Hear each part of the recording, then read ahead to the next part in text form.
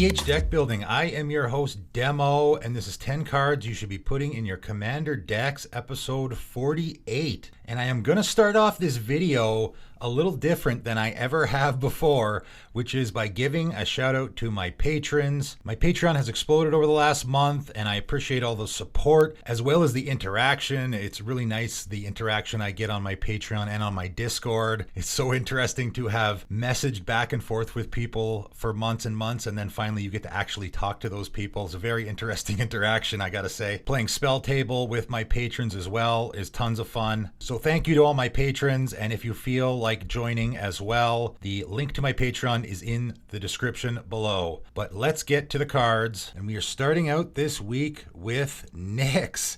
And I made a video a couple weeks ago about 3 cards that the Commander format needs, and I got a lot of replies in that comment section where people were telling me other things that they thought the Commander format needs, and one of them was more treasure hate, and I covered that already, and another one was people casting spells for free, which is also very common obviously in the format, and this is one sort of niche way to do it. 1 blue mana instant, counter target spell if no mana was spent to cast it. Simple as that. It is very fringe for sure, but if you're in that scenario where that might be happening a lot, this is an option for you. It is a counter spell for 1 mana that only counters stuff that is cast for free. Coming in at number 2, another very interesting card, Noble Benefactor. 2 and a blue, human cleric 2/2. When Noble Benefactor dies, each player may search their library for a card and put that card into their hand. Then each player who searched their library this way shuffles. So this card is very unique. First of all, it's a tutor on a creature, which is very unique. It's a hug effect where everyone gets to do it. It's also in mono blue. Having a mono blue card that searches for any card in your library is very rare. So this card is just really unique in a whole lot of different ways. Obviously, you can use it in a hug way. You can use it in a way where there's just a card in your library that you need really, really bad, and you don't care if your opponents go get stuff because the card you're getting is going to win you the game maybe. And of course, the other way to do it is to play like a opposition agent or a stranglehold or something like that, where you're only going to get the search and your opponents aren't going to be able to. So you can obviously break symmetry with this card as well, but just a very unique card for sure. Coming in at number 3 is Norwood Priestess, and this is a very expensive card. It is old. It comes from Portal 2. Those early Portal sets, they didn't print a lot of those cards. So the fact that they're Commander legal cards makes them very sought after, and they can be really, really expensive. Nevertheless, this does have a very unique effect. 2 green, elf, druid, 1/1. Tap, you may put a green creature card from your hand onto the battlefield. And of course, it has that very bizarre Portal wording of activate this ability only during your turn before attackers are declared. It's an expensive card. It's also a really powerful card with a really powerful effect. Clearly, there's a whole lot of decks that just want to be putting a green creature from their hand onto the battlefield. There's lots of ways you can use this card, so there it is if you're interested. Coming in at number 4 is Nova Chaser. 3 and a red, elemental warrior, 10/2. That's right, I said 10/2 with trample, and has champion and elemental. So first of all, this is a 4 mana 10/2 and has trample. That's pretty good, but has champion and elemental. So obviously you got to play this in an elemental deck. I suppose you could also do it in a changeling deck. Getting a 10/2 with trample for 4 mana is pretty fantastic, obviously. There are 20 commanders in the format that are red and are elementals. So the commanders that you can use this on, there are 20. And, in particular, you have a few like Phylath. When it enters the battlefield, you get that trigger, right? If I'm looking at elemental commanders that essentially this is a blink effect where my Nova Chaser comes down, I can beat the heck out of my opponents with it, but when it dies, now my commander comes back into play and I get that trigger again. Omnath Locus of Royal, I can put it in there and I get that ETB trigger from my commander. So there's lots of just commanders that you could put this in that is not only is it a 10/2 beater with trample, but also gives you the opportunity to blink your commander. So I think it can go in a lot of those decks. Coming in at number 5, and this is a really powerful and very unique card, Nova Blast Worm. 3 green, white, so 7 mana worm, but it's a 7/7, and whenever Nova Blast Worm attacks, destroy all other creatures. That is an incredibly powerful ability. Obviously, it's not going to destroy itself. So this is a repeatable effect. You put this down and you can just attack every turn,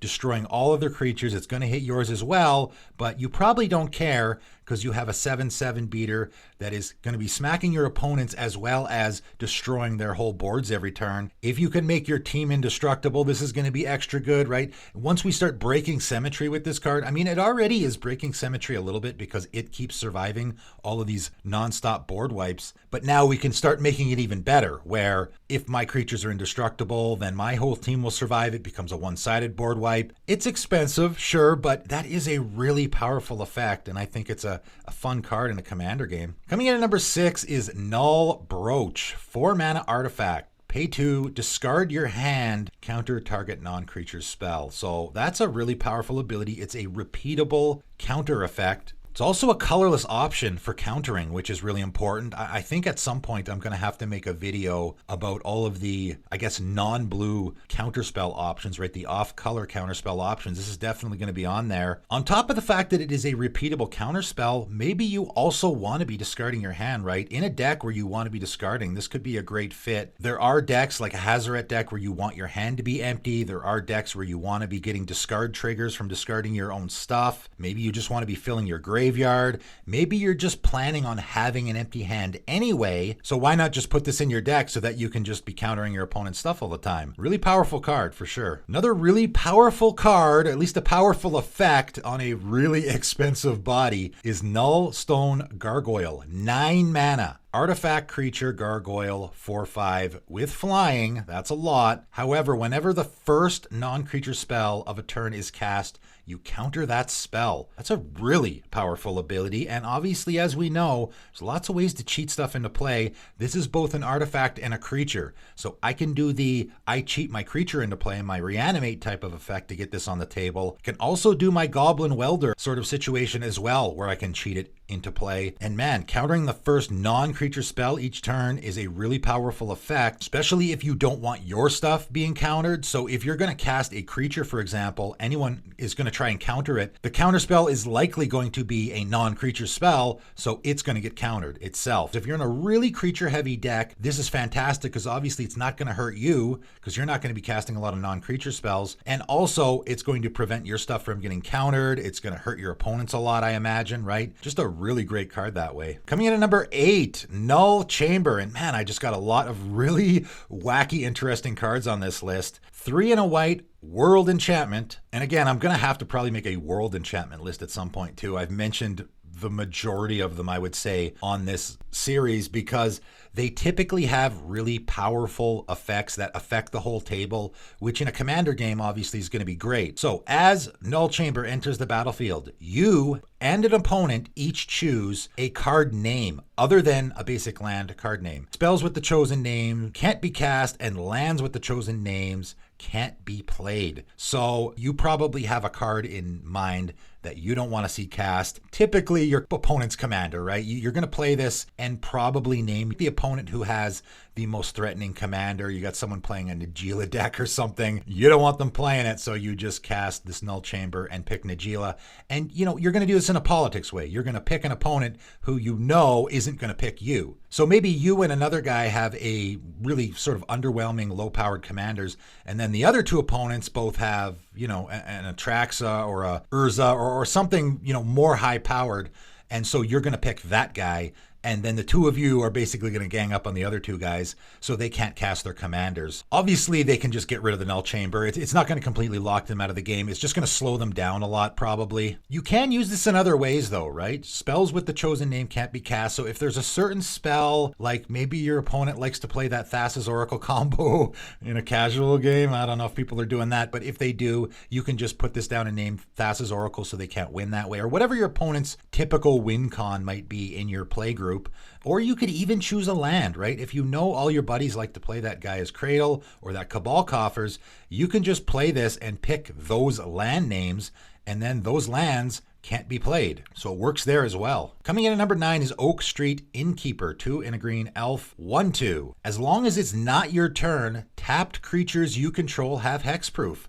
That's a pretty great effect for protecting your creatures. So, you know, obviously they can on your turn, still target your creatures, right? It has to be not on your turn. I like that though. It's your tapped creatures only, but that also can be fantastic, especially in a deck where you have like a Voltron deck where you're going to be tapping your Voltron commander to attack, and then on your opponent's turn, they won't be able to remove it. In particular, in a Sereth deck, I think it's a fantastic fit. Obviously, because there, your untapped creatures have hexproof. So on your opponent's turn, your untapped creatures are going to have hexproof, and your tapped creatures are going to have hexproof. So I think it's a perfect fit to slot into that deck. And coming in at number 10 this week is a cycle of cards. I thought I would probably talk about them all. It is the Oath cycle, originally from Exodus. And some of them are really good in a commander game, some of them not so much. I'll start with the sort of more underwhelming ones like Oath of Mages, 1 and a red enchantment. At the beginning of each player's upkeep, that player chooses target player who has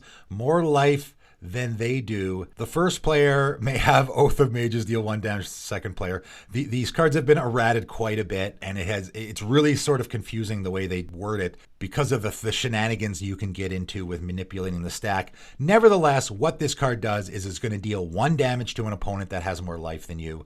Not great in a commander game, but it is usable. Oath of Scholars, a little bit better. 3 and a blue enchantment. At the beginning of each player's upkeep, that player may choose target player who has more cards in hand than another opponent. The first player may discard their hand and draw 3 cards. So again, I mean, obviously your opponents can use this. I should make that clear. With all of the Oath cycle, each player gets to use all of these. This isn't just for you.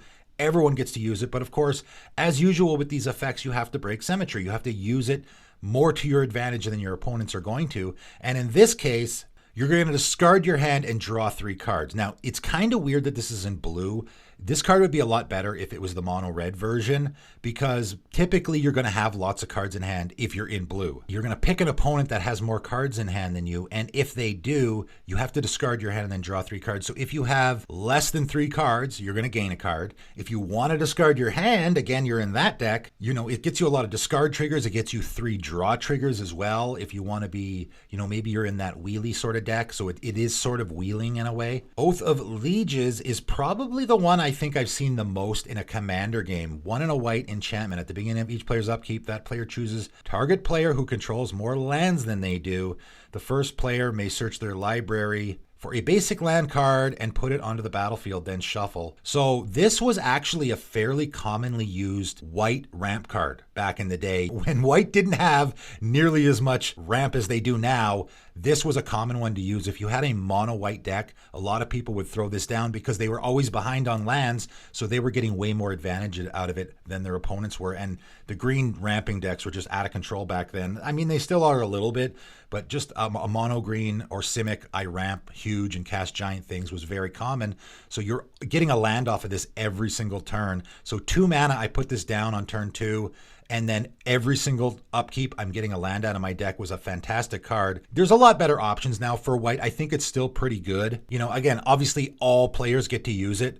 So if someone else is behind, they'll get to catch up. It's a little bit huggy, but it is kind of nice if you're playing a casual game to have, you know, that guy who's getting mana screwed be able to catch up a little so he's not completely left out of the game. So it is a really nice card in a commander game. The fourth one and the black version is Oath of Ghouls, 1 and a black enchantment. At the beginning of each player's upkeep, that player chooses target player whose graveyard has fewer creature cards in it than they do. The first player may return a creature card from their graveyard to their hand. So again, now we're in a situation where you want a graveyard deck, obviously, because if they have less creatures in their graveyard than you, then you're going to be able to return a creature to their hand. And I mean, if you're in a black deck where you want creatures in your graveyard, that's going to be happening always, right? This is just a fantastic way to get creatures out of your graveyard. You can even just put this in your deck and maybe your commander dies, you let it go to the graveyard, and then on your upkeep, you just pick it up again, right? It should be really easy to activate this, to use this to your advantage, because all you need is one other opponent who has less creature cards in their graveyard than you do. And last, but certainly not least, is Oath of Druids, and this is the most infamous one. I think probably Oath of Lieges I've seen more in Commander than this one,